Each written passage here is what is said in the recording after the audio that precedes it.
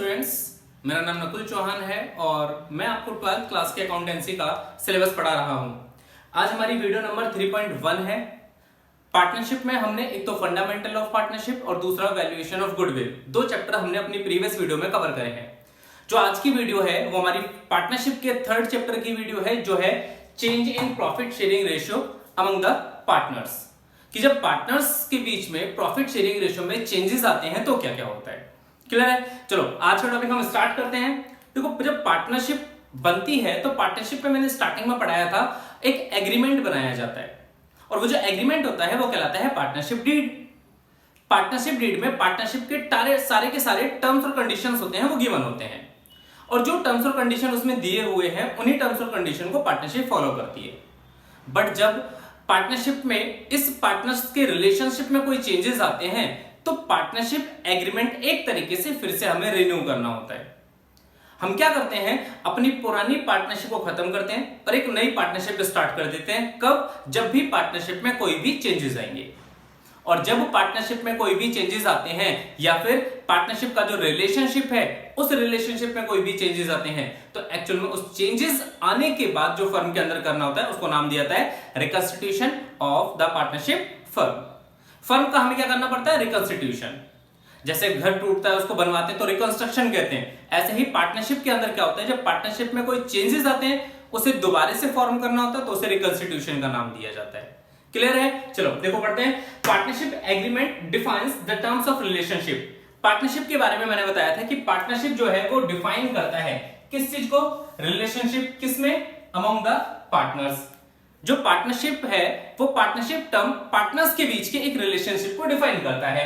And और whenever there is a change, जब कभी भी उसमें चेंज होगा, द टर्म्स ऑफ एग्रीमेंट। किस चीज के अंदर? एग्रीमेंट के टर्म्स के अंदर।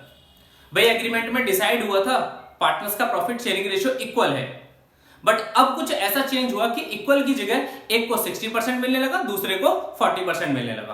तो एक्चुअल में क्या हुआ, अब पार्टनरशिप डीड का जो एग्रीमेंट था या पार्टनरशिप डीड में जो एक टर्म था उसमें चेंज आया। और जब भी पार्टनरशिप डीड के इस टर्म्स के अंदर चेंज आएगा तो फर्म का हमें क्या करना पड़ेगा? रिकंस्टिट्यूशन। मैं फिर से रिपीट कर रहा हूं, partnership agreement defines the terms of relationship among the partners and whenever there is a change in the terms of agreement, जब भी एग्रीमेंट के टर्म्स में कोई चेंज होगा, it results in the reconstitution of the firm। तो उसकी वजह से फर्म का क्या होगा? रिकंस्टिट्यूशन। क्लियर है? इट मींस रिकंस्टिट्यूशन का मतलब क्या हो गया? It means any change in the existing agreement. जो एग्रीमेंट बना हुआ है, जो बिजनेस के अंदर ऑलरेडी एग्जिस्ट करता है, अगर उसमें कोई भी चेंज होता है ऑफ पार्टनरशिप का जो एग्रीमेंट है is reconstitution of the firm. वही क्या कहलाएगा? फर्म का रिकंस्टिट्यूशन। ठीक है? जब भी फर्म का रिकंस्टिट्यूशन होगा, मैं जो कह रहा हूं इस चीज को ध्यान से सुनना, जब भी फर्म का रिकंस्टिट्यूशन होगा तो फर्म का रिकंस्टिट्यूशन पार्टनरशिप के डिसोल्यूशन को शो करता है। मैं फिर से रिपीट कर रहा हूं, जब भी फर्म का डिसोल्यूशन होगा तो फर्म का डिसोल्यूशन पार्टनरशिप के डिसोल्यूशन को शो करता है। पार्टनरशिप का डिसोल्यूशन मींस पार्टनरशिप के खत्म होने को, क्योंकि हमें फिर से एक नई पार्टनरशिप फॉर्म करनी होती है। हमारी फर्म खत्म नहीं हुई तो हमारी बिजनेस में सिर्फ पार्टनरशिप खत्म हुई है, इसलिए इसे रिकंस्टिट्यूशन वाले रीजंस को डिसोल्यूशन ऑफ पार्टनरशिप तो कहा जाएगा। बट क्योंकि अभी हमारी यहां पर पूरी फर्म खत्म नहीं हुई, फर्म हमारी वही चल रही है, सिर्फ पार्टनरशिप में चेंज आया, तो उसे हम डिसोल्यूशन ऑफ पार्टनरशिप फर्म नहीं कह सकते। रिकंस्टिट्यूशन के रीजन की वजह से डिसोल्यूशन ऑफ पार्टनरशिप तो होता है, बट रिकंस्टिट्यूशन की वजह से डिसोल्यूशन ऑफ पार्टनरशिप फर्म नहीं होता। क्लियर है?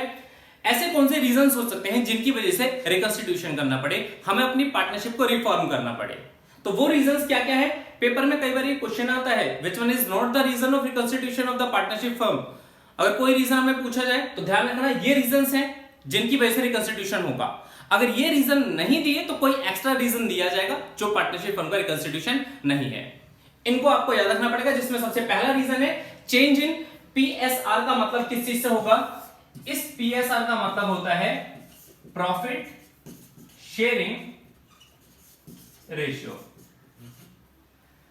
जो प्रॉफिट शेयरिंग रेशियो है, अगर इसमें चेंज होता है तो पार्टनरशिप फर्म का हमें क्या करना पड़ेगा? रिकंस्टिट्यूशन। दूसरा reason admission of a new partner. अगर बिजनेस के अंदर कोई भी नया पार्टनर एडमिट हो रहा है तो ऑब्वियस सी बात है उसको भी हम बिजनेस में शेयर देंगे। पार्टनरशिप फर्म जो हमारी एग्रीमेंट बना है उसकी टर्म्स और कंडीशंस में कुछ चेंजेस करने होंगे, फर्म का रिकंस्टिट्यूशन करना पड़ेगा। रिटायरमेंट ऑफ ए पार्टनर, अगर हमारे बिजनेस का कोई पार्टनर बिजनेस को छोड़कर जा रहा है, बिजनेस से रिटायरमेंट ले रहा है, या फिर उसकी किसी वजह से क्या हो जाती है, डेथ हो जाती है, तो ये दोनों रीजन की वजह से भी हमें पार्टनरशिप को रिफॉर्म करना होता है, पार्टनरशिप का रिकंस्टिट्यूशन करना होता है। या फिर एक रीजन और है जिसको नाम दिया गया है अमलगमेशन।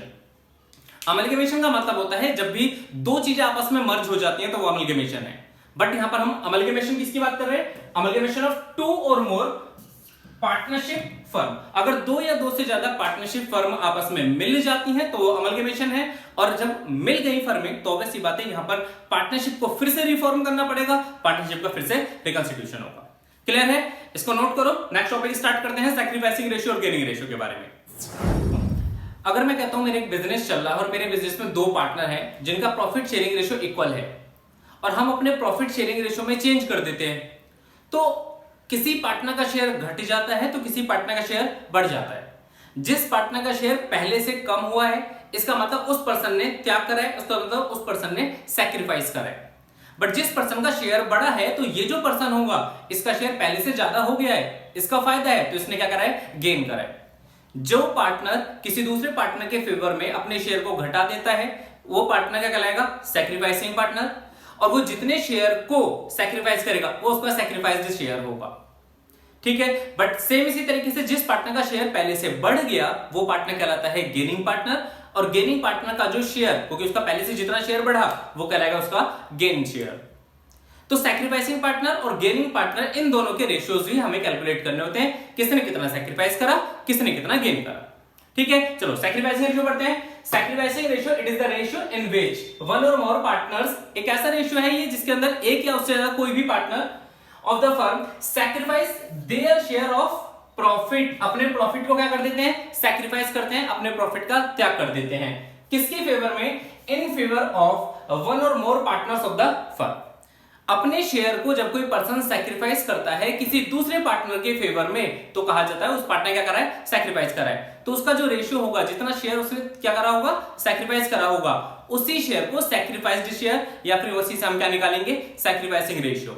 बट अगर मैं गेनिंग रेशियो की बात करूं तो ये क्या है, it is the ratio in which, ये एक ऐसा रेशियो है जिसके अंदर वन और मोर पार्टनर्स, फिर से वही बात, एक या एक से ज्यादा पार्टनर, मतलब गेन एक पर्सन भी कर सकता है, एक से ज्यादा पर्सन भी कर सकते हैं। शेयर ऑफ प्रॉफिट, अपने प्रॉफिट का शेयर क्या कर देते हैं, वो गेन करते हैं as a result of sacrifice share in profit by one or more partners of the firm. एक पार्टनर अगर बिजनेस का अपना शेयर को या फिर एक से ज्यादा पार्टनर अपने शेयर को पहले से अगर बढ़ा देते हैं और ये गेन, अगर उनका शेयर बढ़ा है, बढ़ने का मतलब गेन हुआ है, किसकी वजह से, क्योंकि एक दूसरे पार्टनर ने उन्हें सैक्रिफाइस करा था। तो एक पार्टनर के सैक्रिफाइस की वजह से अगर दूसरे पार्टनर का शेयर बढ़ जाता है तो कहा जाता है उसने गेन करा है। और जब उसने गेन करा होता है तो इसी वाले शेयर को उसका गेन शेयर कहा जाएगा और इसी गेन शेयर के बेसिस पर हमें क्या निकालना होता है, गेनिंग रेशियो। क्लियर है, तो हमें इस चैप्टर के अंदर हमें दो तरीके के रेशियो पढ़ने हैं, जिसमें पहला है सैक्रिफाइसिंग रेशियो या फिर सैक्रिफाइस्ड शेयर, दूसरा होगा गेनिंग रेशियो या हम गेन शेयर कह सकते हैं। क्लियर है, पार्टनरशिप स्टार्टिंग से लेकर जहां से मैं पढ़ा रहा हूं, change in profit sharing ratio, इस वाले टॉपिक से लेकर और एंड तक जहां तक चलती रहेगी, इसमें बार बार new ratio, old ratio, sacrificing ratio, gaining ratio ये आते रहेंगे। इसलिए ये हमारा पार्टनरशिप का एक बेसिक कंटेंट बन जाता है, क्योंकि हर चैप्टर में हमारा यूज होने वाला है। चलो मैं एक एग्जांपल से बताता हूं। देखो फॉर एग्जांपल हमें मान के चलते हैं एक बिजनेस है और इस बिजनेस के अंदर ये बिजनेस जो है एक पार्टनरशिप बिजनेस है, ये एक पार्टनरशिप है और इस पार्टनरशिप के अंदर कितने पार्टनर्स हैं, दो पार्टनर्स हैं, एक ए और एक बी। ये दोनों पार्टनर का जो एग्रीमेंट बना हुआ है वो ये बना हुआ है कि इन दोनों का प्रॉफिट शेयरिंग रेशियो जो होगा इन दोनों के बीच में वो कैसा होगा, इक्वल। इक्वल का मतलब होता है इनका शेयर, इनका जो रेशियो है वो 1, इनका जो शेयर है इनका रेशियो जो है वो 1:1 में डिवाइड करा जाएगा। अब ए और बी में जो इनका शेयर बढ़ रहा है वो इक्वल बढ़ रहा है। ये बाद में डिसाइड करते हैं कि हमारा जो न्यू रेशियो होगा, इनके प्रॉफिट शेयरिंग रेशियो में चेंज हुआ और प्रॉफिट शेयरिंग रेशियो में चेंज होने के बाद इन्होंने डिसाइड करा कि हमारा जो न्यू रेशियो है वो कितना होगा, 3:2। अब मैं ये कह सकता हूं इनका जो पहले शेयर था वो 1:1 था, अब जो इनका शेयर है वो 3:2 है। इसका मतलब ये जो है ये तो कराएगा इनका ओल्ड रेशियो और ये वाला जो है ये है इनका क्या, न्यू रेशियो। ठीक है, जब हम पढ़ेंगे तो ओल्ड रेशियो को हम शॉर्ट में ओआर से रिप्रेजेंट करेंगे और न्यू रेशियो को हम शॉर्ट में एनआर से रिप्रेजेंट करेंगे। अब अगर मैं ये चाहता हूं कि ये पता लगाया जाए ए और बी में से किसने सैक्रिफाइस करा और किसने गेन करा, तो सिंपल है, तुम्हें क्या करना होगा, तुम्हारे पास दो फॉर्मूले हैं, सैक्रिफाइसिंग रेशियो निकालना है और गेनिंग रेशियो निकालना है। अब अगर मैं ये पता करता हूं तो ए का शेयर पहले 1/2 था, भाई 1/1 का मतलब क्या है, 1/1 का मतलब होता है कि इसमें जो ए का शेयर है वो 1/2 है और जो बी का शेयर है वो 1/2 है। हम दोनों को सम करेंगे तो इनकी सम की वैल्यू कितनी आएगी, 2। तो 1/2, 2 में से 1 शेयर किसका, ए का है, और 2 में से 1 शेयर किसका है, बी का है, तभी तो इक्वली डिवाइड हुए। सेम ऐसे ही अगर मैं इसकी बात करूं 3/2 तो इनका सम कितना आएगा 5। शेयर को कैसे हम रिप्रेजेंट करते हैं वो मैं बता रहा हूं। 3 और 2 का सम कितना है 5, तो अगर मैं ए के शेयर की बात करूं तो इसमें ए का शेयर कितना होगा 3/5। ये क्या शो करता है कि ए का शेयर 5 में से 3 है, मतलब अगर 5 रुपए तो 5 रुपए में से 3 रुपए ए को मिलेंगे। सेम इसी तरीके से अगर मैं बी के शेयर की बात करूं तो बी का शेयर कितना होगा 2/5, तो उन 5 में से जो बचे हुए 2 रुपए हैं वो किसको मिलेंगे, बी को मिलेंगे। ठीक है, पहले उन्हें हाफ ऑफ मिलता था, अब उनका शेयर चेंज हो चुका है। अब मैं नॉर्मल कह सकता हूं पहले 50-50% था, भाई आधे का मतलब 50% होता है, अब ए को 60% मिलना है तो ए का शेयर बढ़ गया, तो इसका मतलब ए का शेयर पहले से बढ़ गया तो ए ने क्या करा, गेन। बट अगर मैं बी की बात करूं तो बी को पहले मिलता था 50% और अब बी को कितना मिल रहा है, सिर्फ 40%, और अगर बी को अब 40% मिल रहा है तो बी का शेयर तो पहले से घट गया, इसका मतलब बी ने क्या करा है, सैक्रिफाइस। सिंपल बेस है, अगर हम ये कैलकुलेट करना चाहते हैं तो हम कैसे निकालेंगे, sacrifice share is equal to, हम किसका निकाल ले, पहले उसका हम नाम लिख देते हैं ए के बारे में। अब हमें डायरेक्टली नहीं पता, मान लो क्या क्या कौन सैक्रिफाइस कर रहा है कौन गेन कर रहा है, हमेशा तुम्हें सैक्रिफाइस निकालना है, गेन भूल लो, गेनिंग रेशियो में कैलकुलेट ही नहीं करना, हमेशा यूज करना है किसको, सैक्रिफाइसिंग को। हम उस सैक्रिफाइसिंग से ही पता कर सकते हैं कि वो गेनिंग रेशियो है, मतलब उसने गेन करा है या फिर उसने सैक्रिफाइस करा है। देखो कैसे, सैक्रिफाइसिंग शेयर अगर हम निकालते हैं तो सैक्रिफाइसिंग शेयर में फॉर्मूला होता है क्या, ओल्ड माइनस न्यू, अपने ओल्ड शेयर में से अपने न्यू शेयर को माइनस कर दो।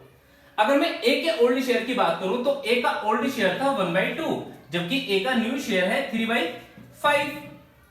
अगर हम ओल्ड में से इसके न्यू शेयर को माइनस करें तो वैल्यू क्या आएगी, माइनस के 1/10।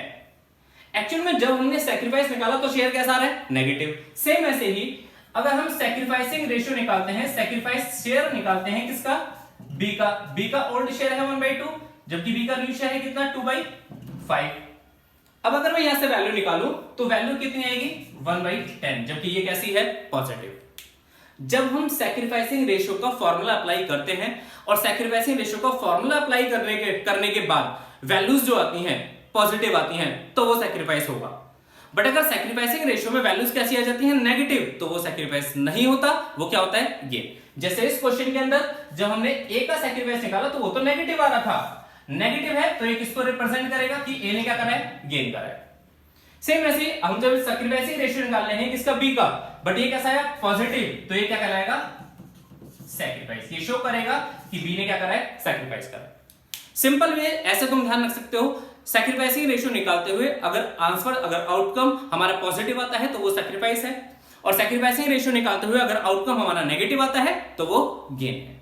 क्लियर है, तो ये हमारा कंसेप्ट इस चैप्टर का सैक्रिफाइसिंग और गेनिंग रेशियो के बारे में था। मैंने इस चैप्टर में तुम्हें रिकंस्टिट्यूशन पढ़ा दिया, सैक्रिफाइसिंग रेशियो पढ़ाया और गेनिंग रेशियो पढ़ाया। इस टॉपिक के बाद हम स्टार्ट करेंगे next topic, valuation of goodwill. आज की क्लास हम यही वाइंड अप करते हैं। अगर आपको ये वीडियो अच्छी लगी हो तो लाइक कीजिए, हमारे चैनल को सब्सक्राइब कीजिए और वीडियोस को शेयर करना ना भूलिए। That's all for today.